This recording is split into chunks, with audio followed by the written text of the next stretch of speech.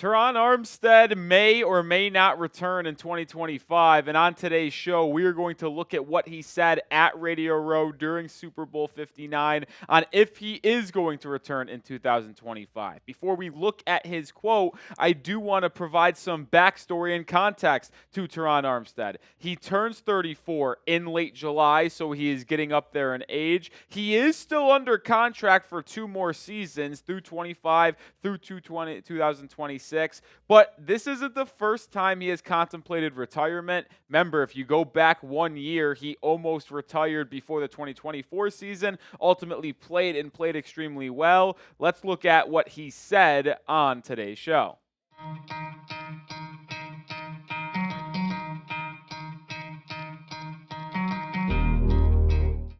Before we look into what Terron Armstead actually did say when being interviewed at Radio Row, make sure you are following me over at Nic_Rohloff on Twitter/X, because if Terron Armstead does retire or confirms his return, I will break the news over on my social media before making a video, so make sure you do follow me over on Twitter. But here is what Terron Armstead specifically said when on an interview during Radio Row. He said that right now he is just enjoying his time with his kids and all of those great things. I'll be talking to the Dolphins front office pretty soon to figure out the direction and path that we're looking to go, but I feel great.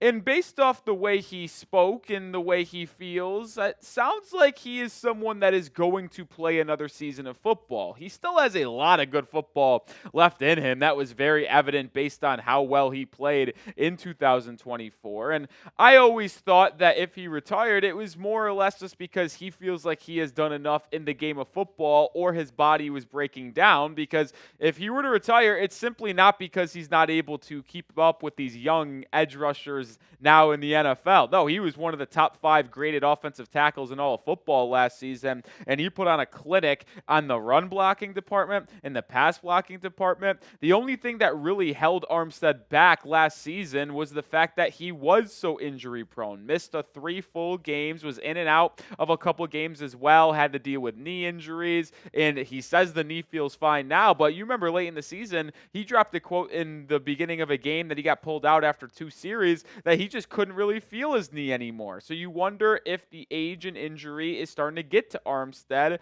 in terms of how his body feels. But he certainly can still play. There is no doubt about that. And as you probably are wondering about if Armstead is going to return or come back and retire, whatever he decides, there is importance in terms of what Armstead is getting paid, because off the top, I said he's under contract for 2 more seasons. And it's interesting when you look at his contract, because he has a $13.3 and $12.3 million base over the next 2 seasons, but his cap number is a lot more higher, right? 22.8 this season and 22.1 in 2026 before becoming an unrestricted free agent in 2027, where he will have a little bit of a cap spot in Miami due to some void years and contract restructures over the past couple of seasons.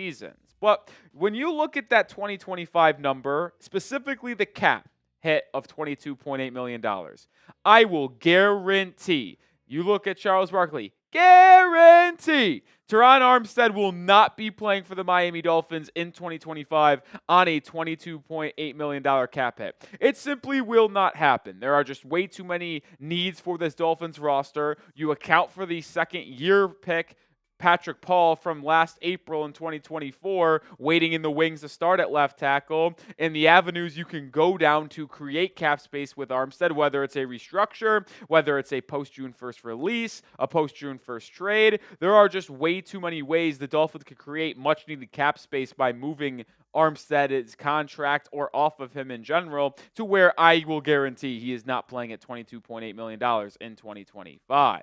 But predict it for me. Let me know your thoughts. Will Terron Armstead play for the Dolphins in 2025?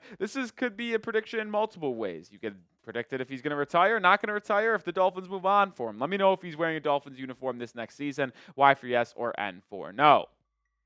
When you think of the options Miami has with Terron Armstead, because I do not think he will play at that current cap number, the number one option for Armstead in my opinion, is to potentially restructure his contract and keep him at the left tackle spot. You saw his PFF numbers earlier in the show. He's still playing at a top 10 offensive tackle level, and the Dolphins O-line is the weakest spot on this roster, so having someone like Armstead at left tackle is very beneficial.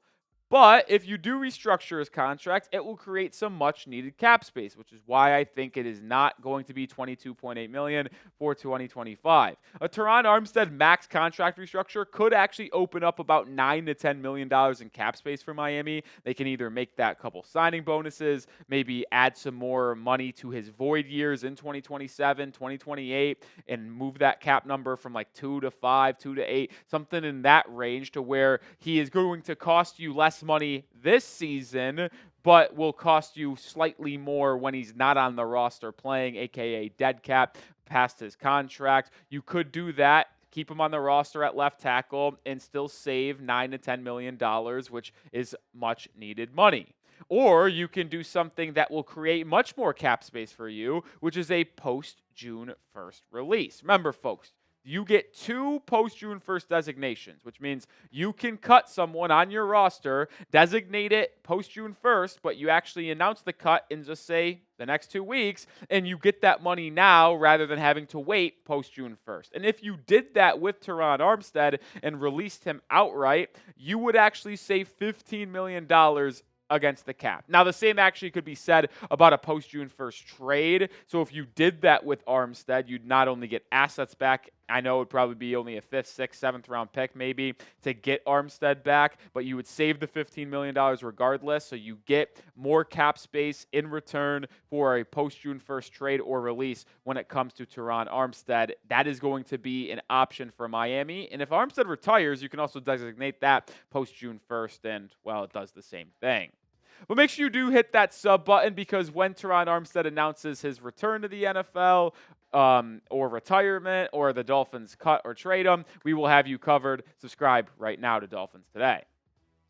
As I mentioned, the third and final option with Armstead is a post-June 1st one trade, which I think is the least likely out of these 3 options, which is why I ranked it number 3, because I don't know who is going to be willing to trade for Armstead, because then they would have to deal with some of that cap implications on themselves as well. They could just hope the Dolphins ultimately release Armstead post-June 1st, and then they could pick him up in free agency on a vet min deal or a much larger contract if Armstead benefits from that way. The only question I have on that is that would he want to play for another team? There could be a Rob Gronkowski situation that the Dolphins tell Armstead, hey, we're going to trade you post-June 1st, and he goes, well, then I'm just going to retire, and then that team doesn't want to trade for Armstead anymore. Certainly possible where Armstead would either want to play in Miami or nowhere in 2025. He likes this locker room. He likes the city. He likes this organization. So I could see that being an option for Armstead, but there is one thing abundantly clear. He is not going to play at $22.8 million against the cap this season, and the Dolphins organization cannot allow him to play at that number as well.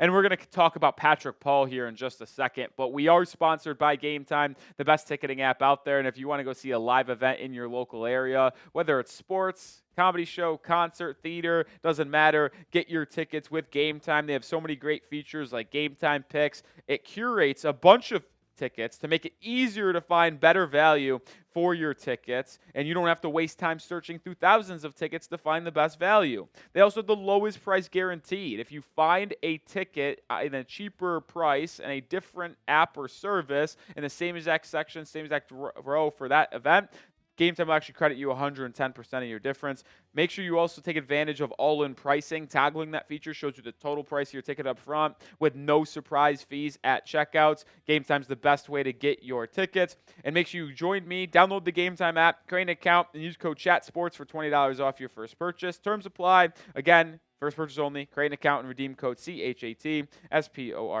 to get $20 off. Download Game Time today. Last-minute tickets, lowest price guaranteed. This is kind of one of the last things I'll say on Armstead before we move over to Patrick Paul. Armstead clearly can still play in the NFL. I mean, it was very obvious that he played at a high level this past season when he was on the field for Miami. I like him a lot. I like him as a leader. I like him as a locker room guy. But I still think the Dolphins actually need to move on in 2025. I'm fine if Miami restructures his contract and keeps him at left tackle, but I would probably prefer a post-June 1st one trade or release, because when you think of where Miami is going on this offensive line, they need to address left guard and right guard for the future, whether it's a multi-year contract in free agency and a draft pick. One of them has to be filled by the draft in the first 3 rounds, top 100 picks. They need to draft an interior offensive line, in my opinion. But the thing with Armstead is that the $15 million in cap space, if you release him post-June 1st, is so valuable. And there is a reason you drafted Patrick Paul in the second round of the 2024 NFL Draft. I mean, listen, he is not a first-round pick. Paul also didn't have the best rookie season, but the fact is this when you talk about Paul. If he is going to sit another year, you wasted a top 55 pick. You did, because second-round picks, as we know with Javon Holland, their rookie deals are 4 years long. That goes by quick in the NFL, man. And if you wasted his first 2 seasons, that could be very mismanaged asset-wise if he ultimately is good. Say Armstead plays this year, Miami keeps him, Patrick Paul sits 1 more year, and then Paul is elite next season. You'll be happy to pay Patrick Paul, but you wasted a potential year of Paul being on your roster for cheap at an elite level. It's just, like I mentioned, I'm going to keep on saying this, a mismanagement of assets. To me, you took him high, you believe in the talent. I understood letting him wait 1 year behind Armstead, learning, developing, learning from one of the best offensive tackles in football, because he did need to refine his technique and he did need to develop and learn a lot. But now that it's been a full season and he's going into another offseason here, he needs to be the starting left tackle, in my opinion, for the Miami Dolphins next year. And then you can use that $15 million